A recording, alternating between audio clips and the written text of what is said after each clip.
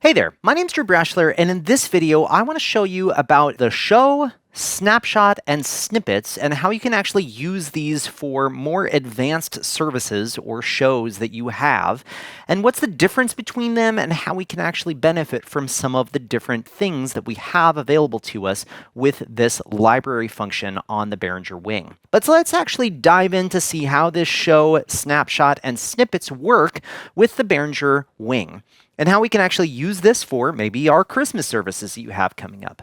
Now, the Behringer WING has these three things. Now, if we hit library and go to our show, and then our snapshots, and our snippets, they're all right here. We also have clips, which is a recording on our USB drive here. We also have effects presets and channel presets that we can save all from the same window.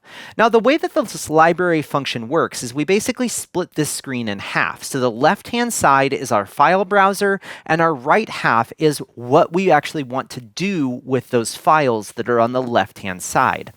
Now, on the Behringer WING, we have our internal file structure. We also have a USB file structure. So if you have a USB drive and you've plugged it into our USB port on the Wing, it will show up here, and you can go through the different things and load and save from that as well. And then we have this little thing called show, which is kind of grayed out because I have not loaded or created a show yet. So we can go to internal, and let's go ahead and make a folder, and I'm going to call this Christmas services. So oops. Okay, so let's go ahead and create that. So right here, I have Christmas services. Now, with the Behringer WING, we have snapshots and snippets. And this is very similar to scenes and snippets on the Behringer X32. Now, a snapshot is going to take a picture of all of the settings on your Behringer WING and save it to a file. And with that file, we can then load it. Now, everything is loaded basically at the same time, no matter if you're saving a snapshot or a snippet. There is no way to fade a snapshot or fade a snippet in with a crossfade time, like on some other consoles. So the moment that you press load, everything will load at the same time. And then the same thing goes with the snippet, which I'll be explaining here in a little bit. But the snapshot is really helpful because if we have, say, multiple bands playing on the same stage that have slightly different setups. Maybe you have a drum kit, a bass guitar, and one electric. And then band 2 has 2 electric guitars, a bass, and drums. But it's a completely different setup as far as inputs go and different things like that.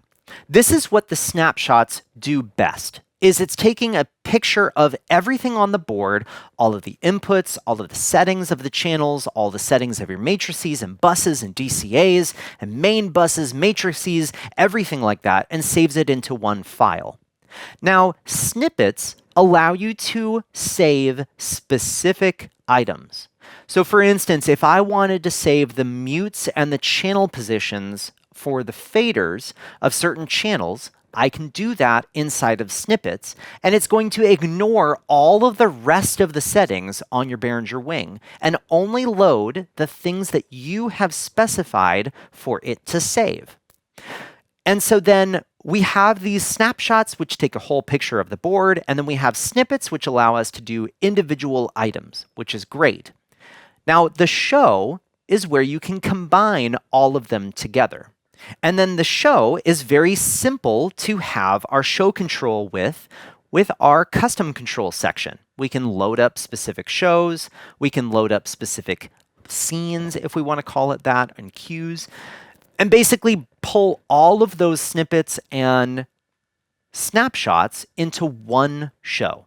And so in this case, I'm going to have Christmas services, and I'm going to create a show called Christmas Service. So now we have this show, and we can see that we now have this selected right here, where we have our internal, and we can see that I have a show saved. We have our USB, which has nothing, but now we have this third tab, which gives us what's actually in our show. And so at this point, I can go start saving a snapshot. So maybe I have my snapshot set. So let's go ahead and get this set up with all of these things muted. So these are all my channels. So I'm going to go ahead and mute all these, basically get my board set up into the way that I want it to load up at the beginning of my service where the band isn't out yet. So I have my board set. Everything is set. I have my mains, my buses, my matrices. Everything is perfect the way that I want it to have it at the beginning of the show.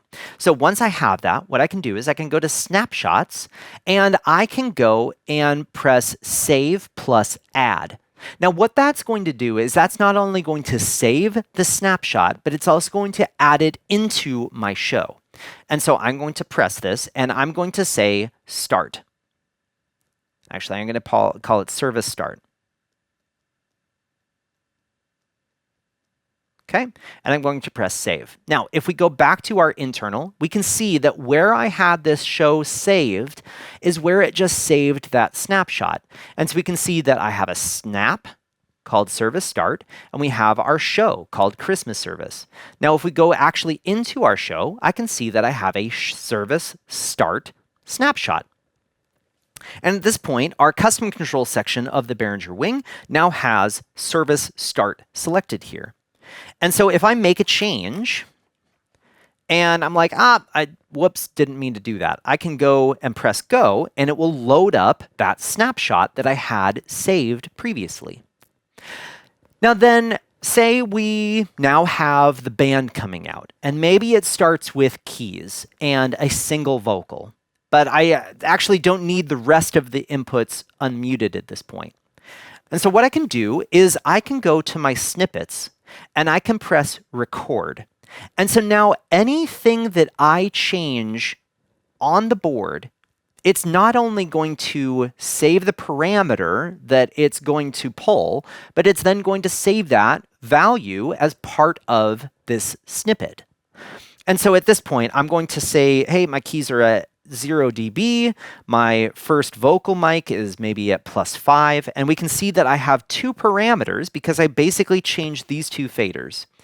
And now I also want to unmute it. So I'm going to unmute and unmute. And so at this point, I have 4 parameters saved in this snippet.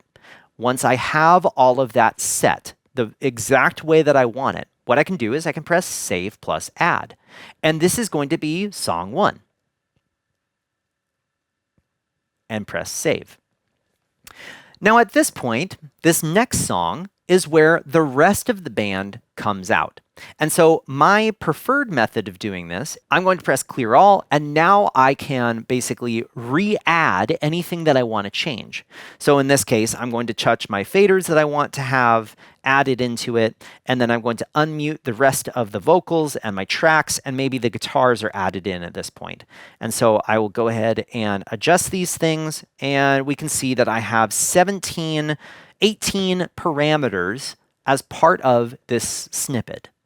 And so maybe this is song 2. So I'm going to press Save plus Add, and this is song 2.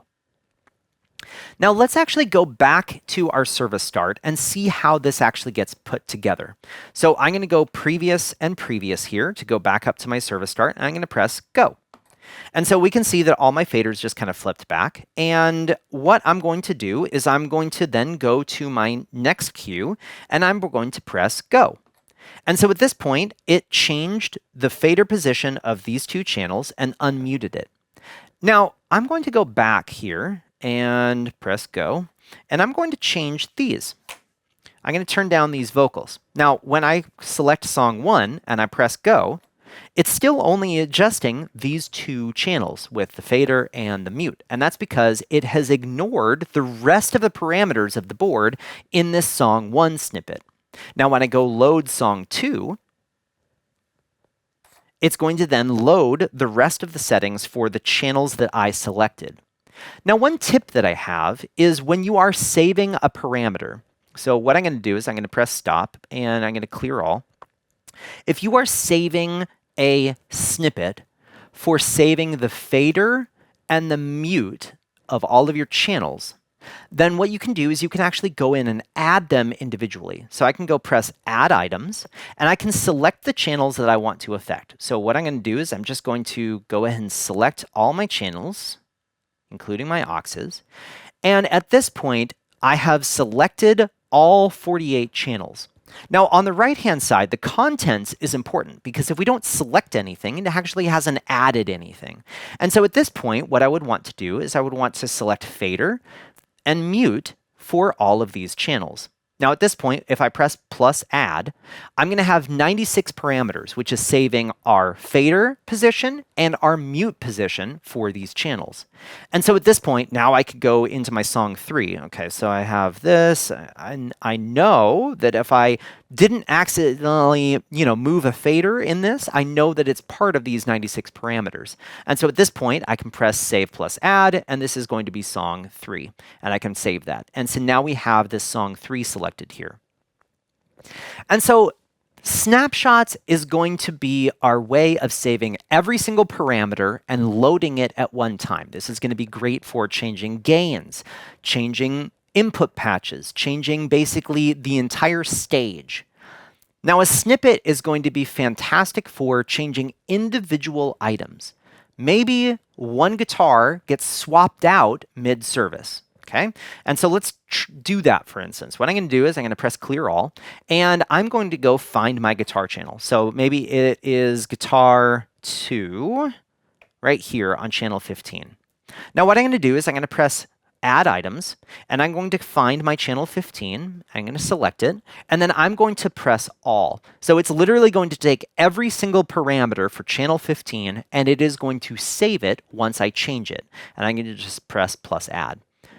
And so we have 269 parameters for this individual guitar channel. So maybe we go in here and we make a trim adjustment, and we make some EQ adjustments, and our compressor changes, and maybe our name changes here. So instead of that, it's GTR2, and we give it a color change to be red. Okay, so I've done that.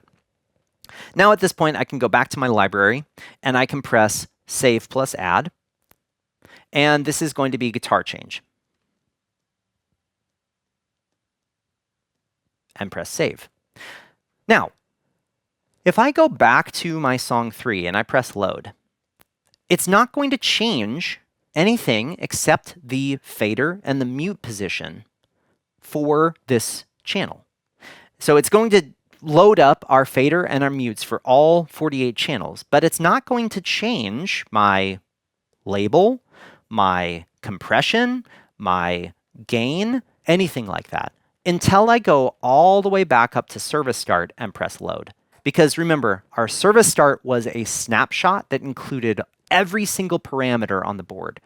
And then this guitar change included everything for this individual channel. So if I went to guitar change and press load, boom, we now have guitar 2 labeled up here with the red, and the trim has been adjusted, and our compression and our EQ is different. But if we go back to our library and pull up service start, this was our first guitar, and so here we go. So that's going to be the main difference between our snapshots and our snippets, and how we can actually build that as part of our show and utilize our show control. Now, one really cool thing is if we go previous all the way back up to our service start and press go, then great thing is there's a go plus next. So if I press go plus next, it's going to select my next thing and go. And if I press it again, it's going to choose the next one, and then the next one, and then the next one, which is fantastic because we can basically go through our entire show just simply pressing this Go Next button for all of our things that are in our show.